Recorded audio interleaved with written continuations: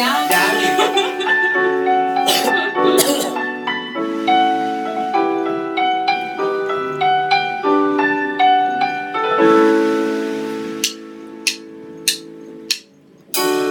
ทุกเช้าที่ตื่นมาผ่านเพลงเดิมซ้ำไปมาเพลงที่แต่งนั้นไม่จบสักทีเธอมาช่วยเติมคำร้องลงไปในทุกคำร้องจนเกิดเพลงนี้ฟังเพลงรักเมื่อผ่านไปฟังใจความซึ้งเท่าไรไม่รู้สึกเหมือนได้อยู่ใกล้เธอรักที่เหมือนไกลสุดไกลก็แค่เอื้อมมือไม่ได้รออยู่เสมอไม่พูดอะไรก็เข้าใจ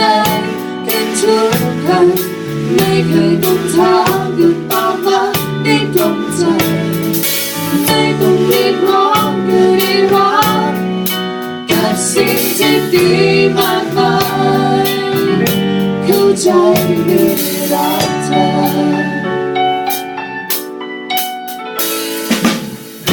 ฟ้าของฉันที่เมืองมน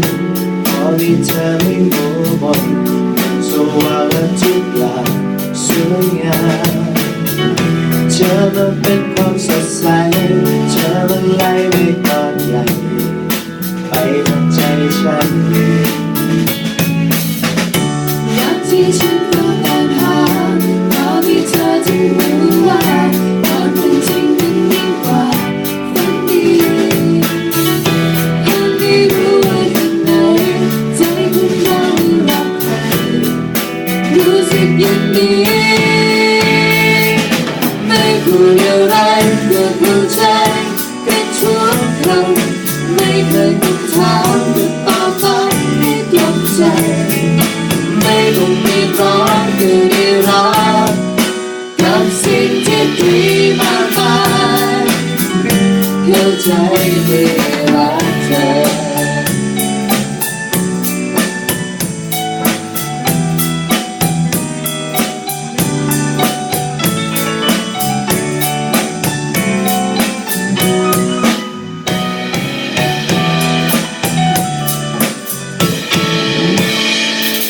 ไม่พูดอะไร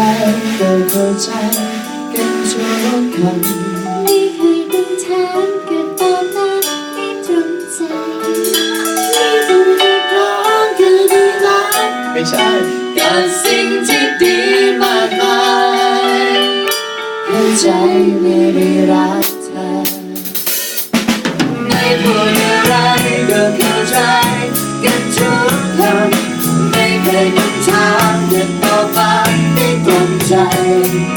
ไม่ต้องเรียกร้องก็ได้รับ